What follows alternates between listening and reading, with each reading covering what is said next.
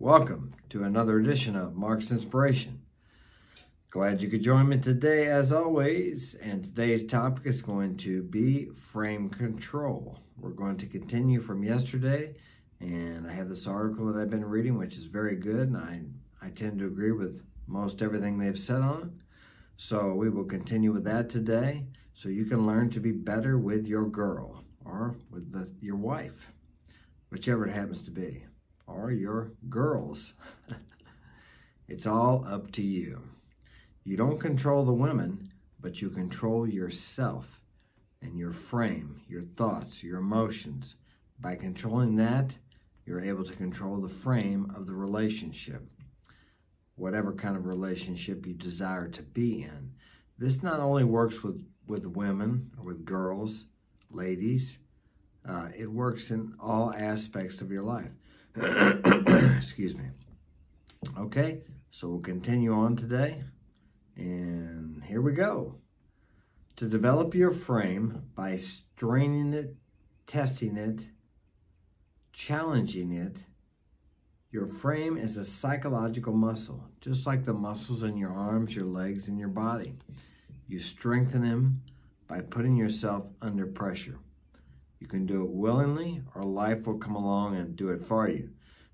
Now, you can choose to run away with drugs and alcohol because you don't want to feel the pressure, or you can choose to feel the pressure, work through it, and gain strength. So you will be better at controlling frame and controlling yourself. He who controls himself is greater than he who takes a city. That's an old proverb out of the Book of Wisdom. Okay? That means that when you go out with the intention of developing your frame, you're going to take very different actions than you would otherwise. To strengthen your frame, the right action is the action that challenges you and makes you experience a certain level of doubt. Basically what that is, you are going out and you are going to face things that you're normally afraid of, that you would walk away from. But instead, you're going to confront these small fears.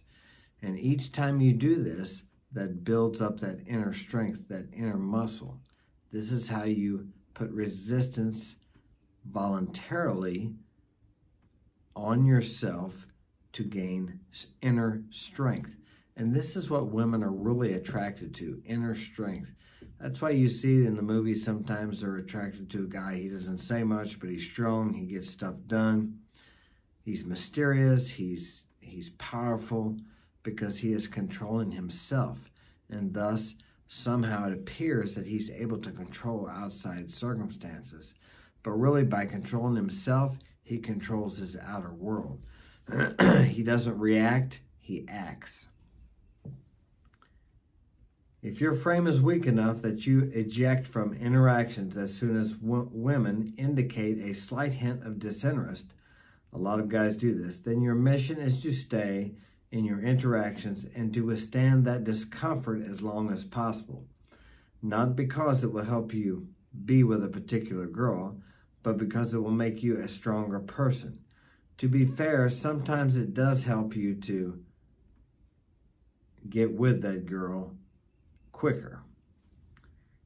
If you have trouble opening girls who are in big groups or are with guys, the proper action is to approach those sets because your fear is a reflection of a crack in your frame.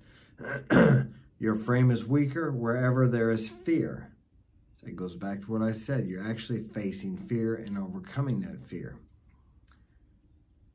And by intentionally leaning into situations that trigger your fear, you will conquer the weaknesses in your frame. We live in a society today that seems to encourage weakness.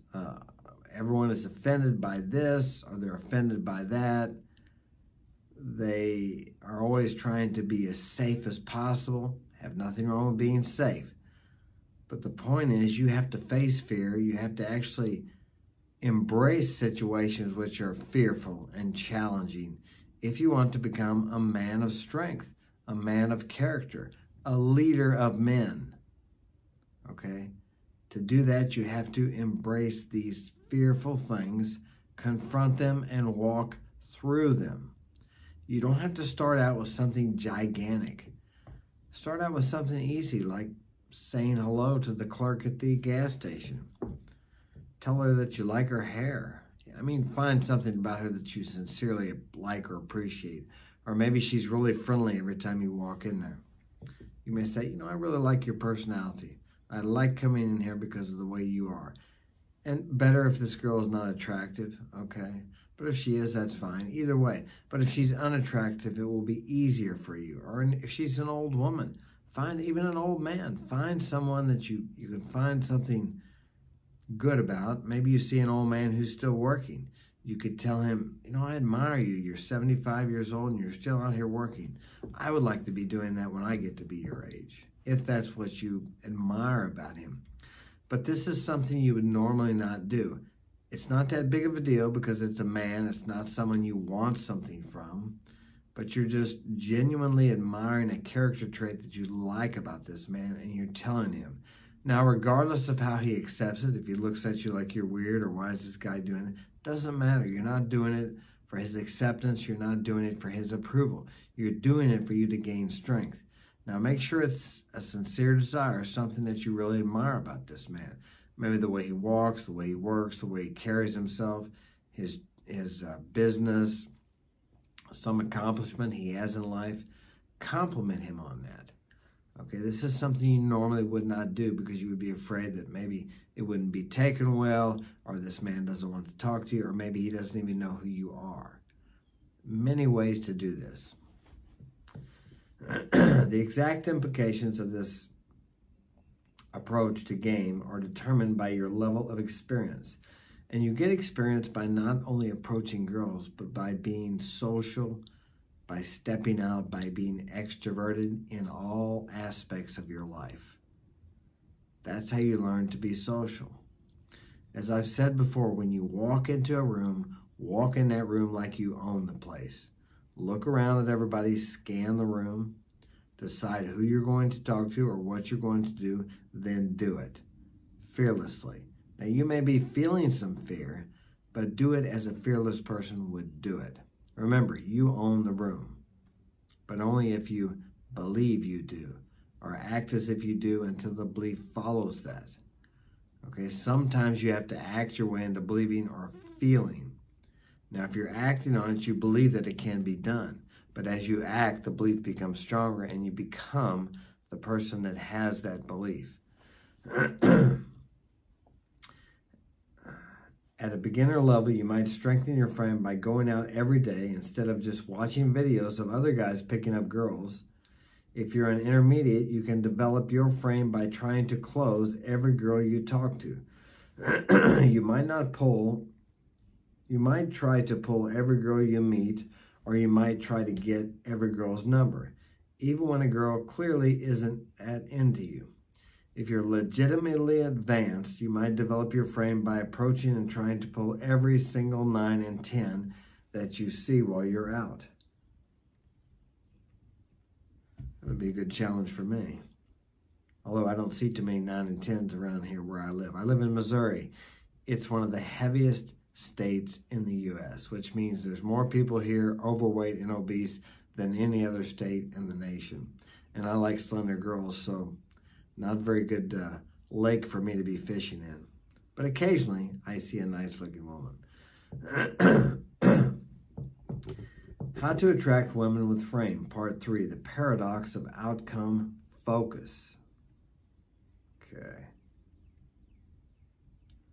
The irony here is that when you go out and your main agenda is to pull a girl, you are actually much less likely to pull than if you go out to strengthen your frame. This is because when you go out with an agenda to pull a girl, it's hard not to go on defense. Anytime I ever went out when I was younger, chasing women, or we called it hunting, I don't think I did anything.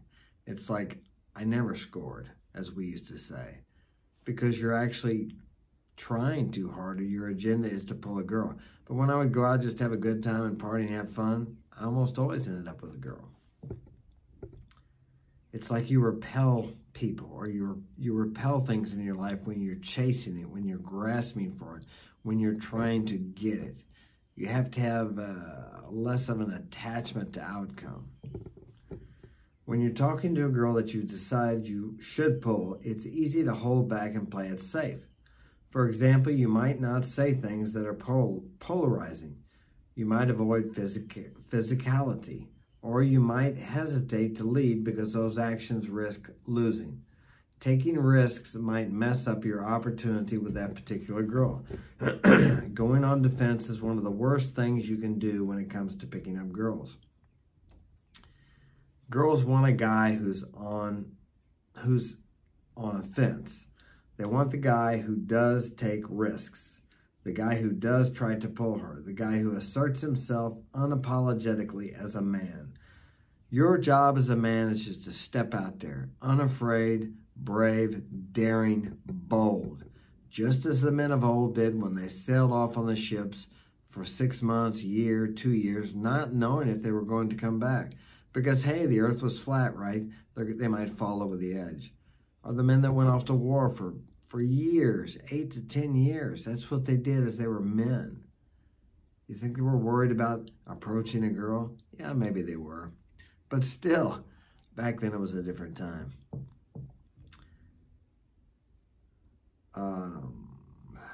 The guy who asserts himself unapologetically. Don't go up to a girl and don't approach a girl and then start talking to her and she says, "Oh, I got a boyfriend," and say, "Oh, I'm sorry, I didn't know." Why are you sorry? Who cares? So she's got a boyfriend. First off, you didn't know. Second, she may not be happy with him. Third, girls love to be approached. Just because she's got a boyfriend, you think she doesn't like it when guys come on to her, even though she may act annoyed. As I said yesterday, how do you think she would feel if no one ever approached her? She would think something was wrong with her, because especially if she's beautiful and she's used to guys approaching her all the time. She may complain about it to her boyfriend or to other girls that she gets tired of it, but cut it off completely, watch what happens. Okay. Just so happens the actions that you put you on the offense are the same actions you must take to strengthen your frame. Okay. There's an important nuance here that some guys misunderstand. Building a strong frame doesn't mean being intentionally uncalibrated in an antagonistic way to show how free from outcome you are. I've seen this. Guys who define having a strong frame as purposely ignoring how a girl feels. If you're scaring girls or making them afraid that you're going to hurt them, they're not going to fall into your frame. This antagonistic approach is a form of trying way too hard, which is actually a symptom of a weak frame. It's putting on a tough guy mask to prove how little you care about getting rejected. If every girl you talk to is uncomfortable, you're trying too hard to have a strong frame. Getting rejected on purpose, whether consciously or unconsciously, is not going to strengthen your frame. There's a certain level of common sense and calibration that needs to be taken into consideration here. Okay, you need to be direct with girls, you need to approach them, but go in there with the intent of building frame, but also with the intent of learning and possibly taking her with you. Very important, your intent. Okay, but always realize that the joy is in the journey, not the actual reaching the goal. Okay, that's all we have time for today. Thanks for joining me. Smash that like button, subscribe, share this with a friend. Have a great day.